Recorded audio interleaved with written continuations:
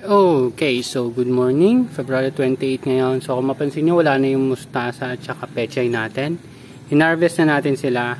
And ito, malapit na rin natin i-harvest. Pero meron pa akong mga lettuce dun sa baba. So yung mga lettuce ko sa baba, naka-indirect sunlight, mga artificial light lang na lang yung ginagamit nila. Yun yung mga iba sa mga titikman ko. Ang problema doon kasi hindi ko alam kung kailan ko sila itinanim at saka kung ano pang mga detalye. Katulad nito. Pero ito, siguro mga isang buwan. Nasa isang buwan na rin siguro to. Hindi ko lang sure.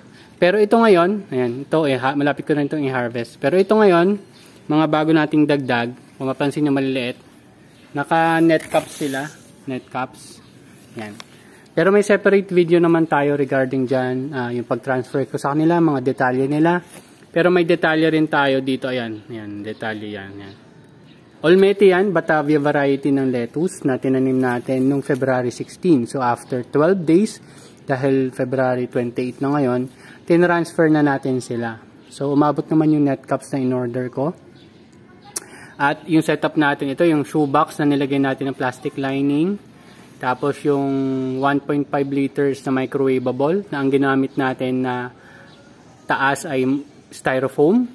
Tapos yung original na takip ng microwavable, binotasan lang natin gamit ang soldering iron. So 1 inch lang yung butas niyan. Yung net caps ko rin is 1 inch. So yan, i-monitor natin yan hanggang sa harvest after 45 or 50 days. So possible 45 days.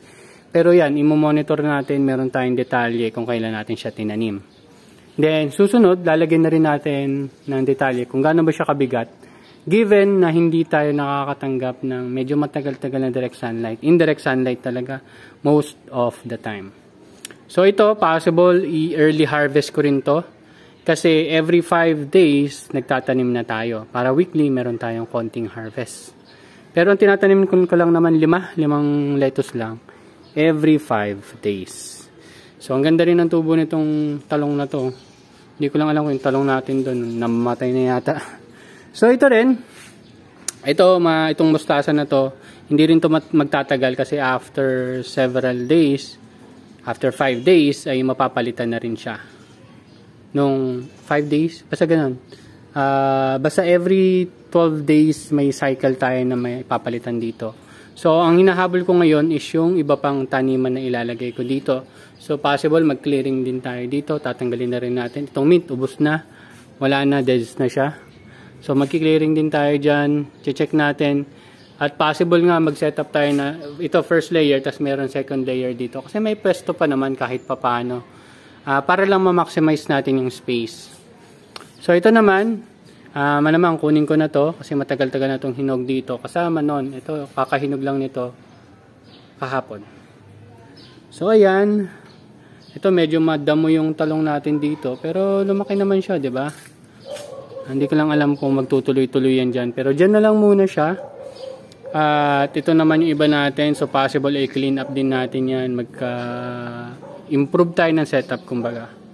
So, kung mapansin nyo, maganda naman yung tubo niya, no? So, mamimigay na lang tayo sa ibang friends natin ng lettuce. So, olmete po yan. So, tingin tayo dun sa iba. Yan. Diba? Dito maliwanag, pero maya-maya wala na yan. Mga 2 to 3 hours lang.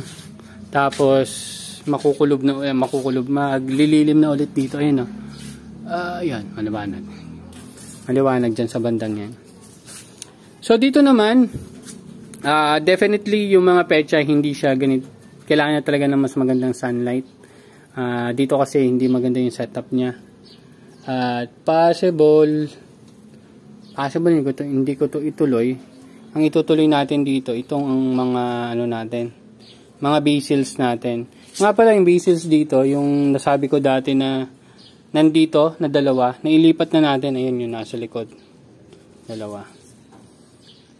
Ayun. So, tinitingnan ko lang to kung may mga problema pa. Pero may mga kagat ng ibon. Ayan, mapuputol. Ayan. Pero tumutubo naman sila. So, yung ibang basil namatay na. Yung mga malalaking basil natin, ililipat na lang din natin dito. Kasi mas malaki yung chance na mabuhay yung mga medyo matanda ng mga basil pag transfer mo. Pag ganito pa kasi, medyo mataas yung mortality rate. Siguro nasa 80% mortality rate ako. So, depende rin yun sa soil kasi yung mga pumapatay din naman sa kanila is possible nandun sa soil. So, yan. So, possible iba yung maging experience yung sa experience ko. So, nung last time na tinignan natin dito, may parang naglalabas na ng ugat Pero tingnan natin ngayon. Ito, wala pa. Hayaan ko na muna yan. Meron pa naman tayo dito. So, ito, rooted na itong mga nandito. So, magdidilig lang ako mamaya. Tapos yung dito, yung lemon basil dito, tinanggal ko na. So, yan. Flowering yung mga Thai basils natin. Pero hindi pa ako nakasubok na mag-harvest ng seeds galing sa flowers ng Thai basil. So, hopefully, may mag-mature. Kasi dati may nag-flower dito, hindi ko naman nakuha. Anyway, ayan, medyo nalanta ito. Inuud to So, yan yung isang problem ko. Pag ganito kainit, lanta sila. Hindi ko sure kung dahil sa nutrients or sobrang mainit yung pakiramdam nila. Hindi naman siya sobrang init ngayon. Pero possible sila, ganun. Ayun, Pero later, pag naging hapon na, nakaka-recover naman ulit sila. Yeah, possible sa init nga yan. So, ito, ulmeti. Tapos mustasa, tapos may pechay tayo doon na isa. Maliit lang din. So, ibig sabihin itong part na to, kahit medyo may maaraw siya, hindi siya yung maaraw na gusto ng pechay. Yata.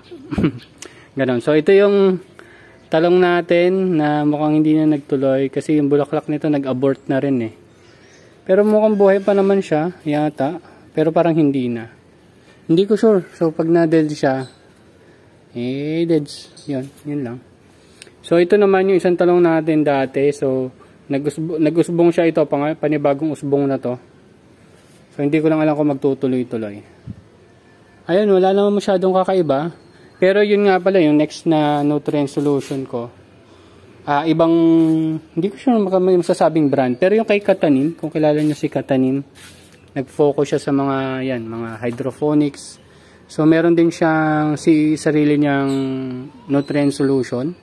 So, yung next na gagamitin ko nutrient solution ay Katanim na nutrient solution.